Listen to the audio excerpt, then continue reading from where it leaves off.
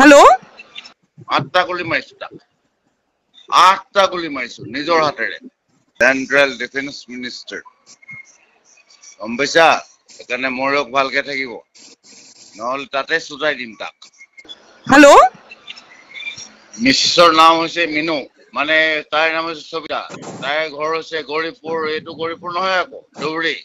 আপুনি কোনে কৈ আছে তাৰ ভাইকে বদমাচি কৰি আছিলে সেইকাৰণে তাক এনকাউণ্টাৰ কৰিলো বেংগালোৰ বৰ্ডাৰ বেপালে নেকি আসাম পুলিচৰ লগত লৈ পেলাই মাৰিলো তাক সেইকাৰণে ভালকে থাকিব দিয়া তাক আচল কথা কোৱাই নাই যোৱা আগষ্টত লগ পাইছিলো এটা বাৰত তাৰ পৰা লাভ হ'ল আৰু দুখৰ কাহিনী মোৰ টাইম নাই যে একেবাৰে গোৱালৈকে অপাৰেশ্যন এতিয়া অপাৰেশ্যন কামতো একেবাৰে ক'ত গোৱাই নহয় একেবাৰে তোমাৰ চৌদি আৰৱ কুৱেইট ছিংগাপুৰ মালয়েছিয়া মাজতে সোমালে কোন মিনু এই ভায়েকটোৱে মিলি পেলাই সেইকাৰণে ভায়েকক মাৰি পেলালো নংপুত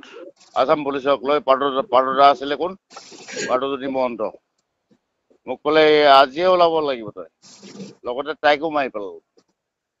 ফিনিছ এইটো ভাল লাগে মই আকৌ কওঁ এই সৰু সুৰা কথাহে এইবিলাক মাৰিছা গোটেই তেজেৰে গোন্ধ হৈ আছে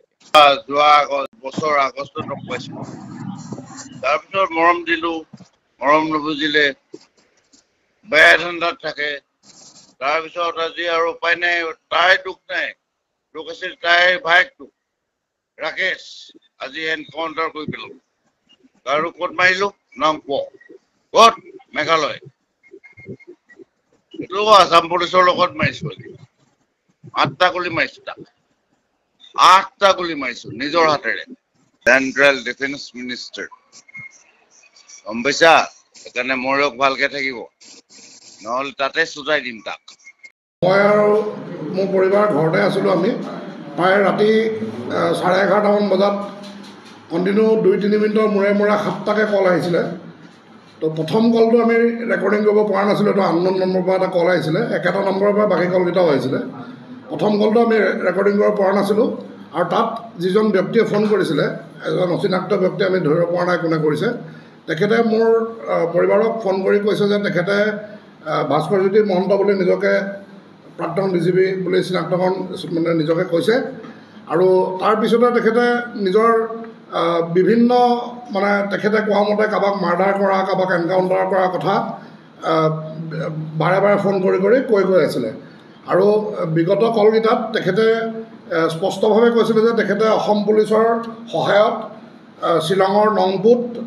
এজন মানুহক কোনোবা তেওঁ ৰাকেশ বুলি নাম কৈছিলে আৰু সেই ব্যক্তিজনক তেওঁ হত্যা কৰা বুলি তাতে কৈছিলে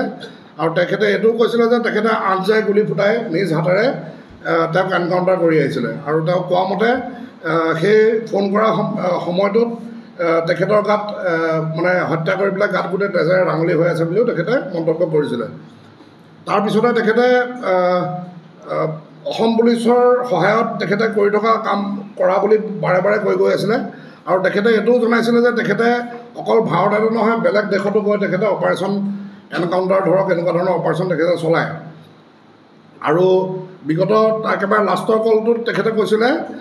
যে তেখেতে ইণ্ডিয়ান আমাৰ ভাৰতীয় যিজন ডিফেন্স মিনিষ্টাৰ তেখেতৰ লগত তেখেতৰ ভাল আৰু মোৰ নামটো উল্লেখ কৰি তেখেতে কৈছিলে যে ময়ূৰক ভালকৈ থাকিব দিবা নহ'লে ঘৰতে গৈ তেখেতক মই গুলিয়াই মাৰিমগৈ গতিকে এই যিটো কালি ফোন কল আহিলে এই ফোন কলটোৰ পৰা মোৰ পৰিয়ালবৰ্গ বিশেষকৈ মোৰ ৱাইফ আৰু মোৰ ভাতৃ যিমানে আমি ঘৰত মানুহ আছোঁ প্ৰায় মোকো লগত ধৰি আমি বিশেষভাৱে চিন্তিত হৈ আছোঁ কাৰণ এটা ডাঙৰ প্ৰাণৰ ভাবুকি আহিছে আৰু মানে যিহেতু ব্যক্তিজনকো এতিয়ালৈকে আমি চিনাক্তকৰণ কৰিব পৰা নাই গতিকে মই ভাবোঁ যে এটা ডাঙৰ কথা হৈছে গতিকে আমি আজি মোৰ দুজনমান পুলিচৰ মানুহ চিনাকি আছিলে তেখেতৰ লগতো আলোচনা কৰিলোঁ দুজনমান সাংবাদিকো মোৰ চিনাকি আছিলে বিশিষ্ট তেখেতৰ লগতো মই আলোচনা কৰিলোঁ কৰি পেলাই আজি বিষয়টো আমি দেৰগাঁও থানাত ৰুজু কৰিলোঁ FIR এখন দিয়া হ'ল আৰু লগতে চুপাৰিনটেণ্ডেণ্ট অফ পুলিচ গোলাঘাটৰ মই পাৰ্চনেলি নিজে গৈ মানে বিষয়টো অৱগত কৰালোঁ আৰু তেখেতক এইটো ৰিকুৱেষ্ট কৰিছোঁ যাতে দোষীকটো ধৰাটোতো এটা মূল উদ্দেশ্য হয় আৰু লগতে যাতে মোৰ প্ৰাণৰো যিটো এইটো ভাবুকি আহিছে তাতে মোক যেন চৰকাৰৰ ফালৰ পৰা বা মানে প্ৰশাসনৰ ফালৰ পৰা মোক সুৰক্ষা প্ৰদান কৰে সেইটো এটা মই ৰিকুৱেষ্ট কৰিছোঁ। আৰু মোৰ ধৰক ব্যৱসায়িক ফালৰ পৰা মানে তেতিয়া প্ৰশ্ন এইটো সোধা হৈছে যে মোৰ কিবা কোনোবা শত্ৰু মই কাৰোবাক সন্দেহ কৰিছোঁ নেকি বা তেনেকুৱা কথা মোক সোধা হৈছিলে। গতিকে তেনেকুৱাত মই কৈছিলোঁ যে মোৰ তেনেকুৱা ব্যক্তিগতভাৱে কোনো শত্ৰু নাই আৰু যিহেতু মই এজন সমাজকৰ্মী হয়, মই সমাজৰ কিছু কাম কৰি আহিছোঁ, মই ভাৰতীয় জনতা পাৰ্টিৰো সদস্য হয়। গতিকে তেনেকুৱা স্থলতো মই মোৰ দেখাত মই কোনো শত্ৰু পোৱা নাই।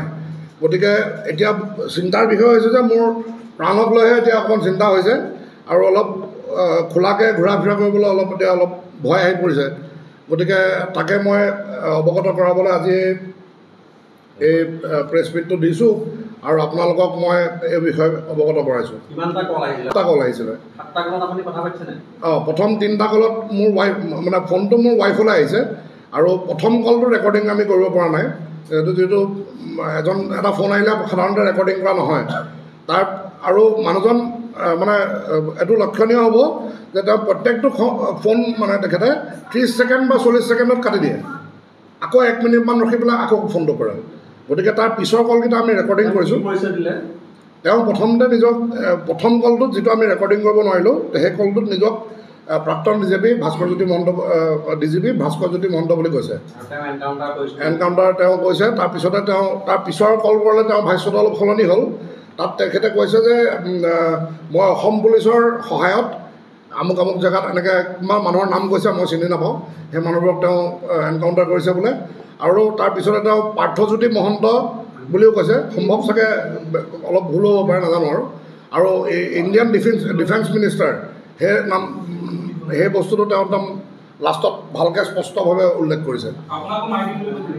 মোৰ নাম উল্লেখ কৰি কৈছে যে ময়ূৰক ভালকৈ থাকিব দিবা, নহ'লে ঘৰতে গৈ তাক মাৰি থৈ আহিম।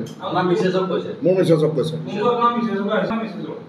মোৰ মিছেছৰ ফোন নম্বৰত ফোনটো আহিছে, মোলৈ ফোনটো অহা নাই, মোৰ নম্বৰত নাই, মোৰ মিছেছৰ ফোনত ফোনটো আহিছে। এনেইতো ঘূৰি ফুৰি থাকোঁতেতো বহুত কথা কৈ থাকে, কিন্তু ইমান আমি গুৰুত্ব সহকাৰে নলওঁ। কিন্তু এইটো যেতিয়া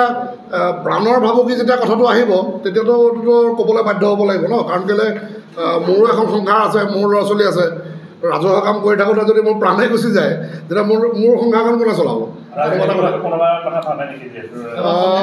মানে মই আগতেও কৈছোঁ যে মই তেনেকুৱা কোনো মোৰ স্পষ্টভাৱে শত্ৰুটো মই মোৰ চকুত দেখা নাই,